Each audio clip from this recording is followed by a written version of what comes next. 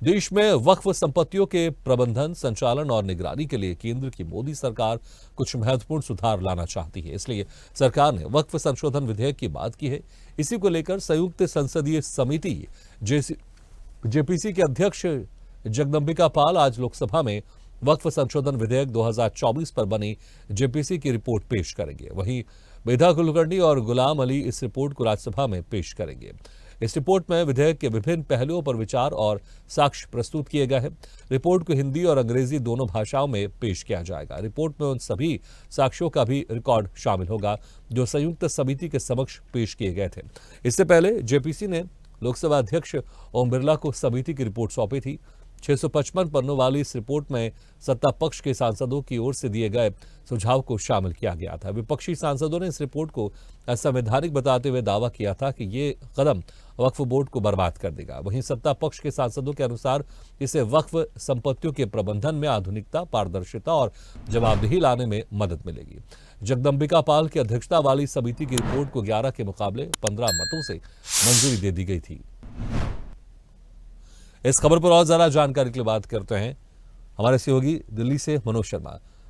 मनोज जी, जिस तरह से वक्फ के लगातार घमासान मचा हुआ, सत्ता पक्ष और विपक्ष आमने सामने है और पहले भी संसद में ये बिल पेश किया गया था, लेकिन उसके बाद इसे जेपीसी में भेज दिया गया था। अब जेपीसी में चर्चा होने के बाद 15-11 से इस पर मत होने के बाद अब इसे दोनों सदनों में पेश किया जाएगा। लेकिन किस तरह से आप देखते हैं, क्या अभी भी जेपीसी में इस पर विचार विमर्श हुआ, कई इसमें संशोधन हुए जेपीसी के अंदर ही, अभी भी क्या आपको लगता है कि सर्वसम्मति से पास हो जाएगा या फिर आज फिर से हंगामा, जब इसको पेश किया जाएगा फिर से उस वक्त हंगामा होगा?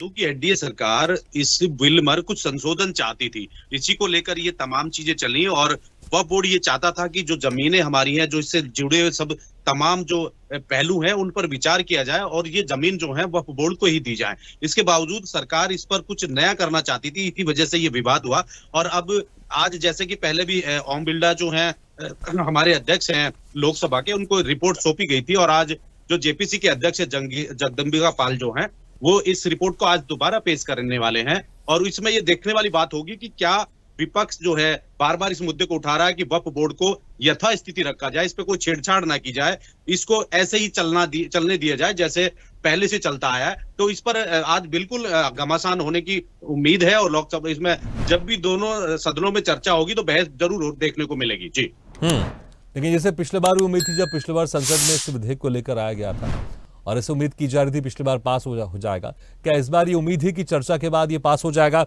या फिर से कहीं से जेपीसी में ना भेज दिया जाए? तो विपक्ष बार बार इसी मुद्दे पर उठाया कि वक्फ बोर्ड जो है उसमें संशोधन की जरूरत ही नहीं है और अगर आप संशोधन करना चाहते हैं तो उस संशोधन को उस हिसाब से किया जाए, सभी की मत जो इसमें रखे जाए, विपक्ष की भी सुनी जाए। उसके बावजूद अगर ऐसा ही लगातार जो पहले जैसे चल रहा था, अगर ऐसे ही चला जाता और वो रिपोर्ट जो सौंपी जा रही है आज, उस रिपोर्ट को किसी परिवर्तन में नहीं सौंपा जाता, पहले की तरह सौंपा जाता, तो निश्चित तौर पर आज भी बहस होगी सदन में और ये बिल पास होने में कहीं ना कहीं कठिनाई जरूर आज भी पैदा होंगी।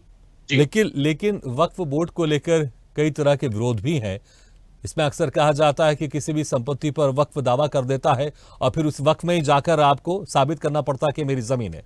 अब इसको लेकर यहां पर जिम्मेदारी तय की जा रही है ताकि किसी की भी जमीन वक्फ द्वारा असंवैधानिक तरीके से इसको कब्जे में ना ले लिया जाए। अगर इसके यहां पर जिम्मेदारी तय की जा रही है तो विपक्ष की यहां पर परेशानी क्या है? वो अपने वोट बैंक के लिए इस तरह से कर रहे हैं। अगर कोई संशोधन ऐसा है जहां पर सबका साथ सबका विकास की बात की जा रही, तो समस्या क्या है संक्षेप में?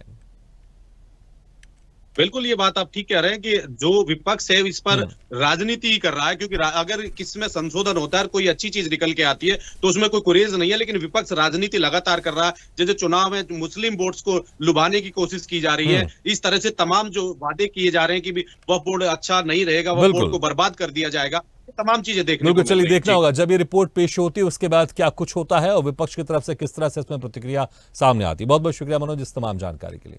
ऐसे वीडियो के लिए लाइक करें, शेयर करें, फॉलो करें और YouTube पर जाकर सब्सक्राइब करें और बेल आइकन को दबाना ना भूलें। और ताजा तरीन अपडेट के लिए swedeshlive.com पर जरूर जाएं।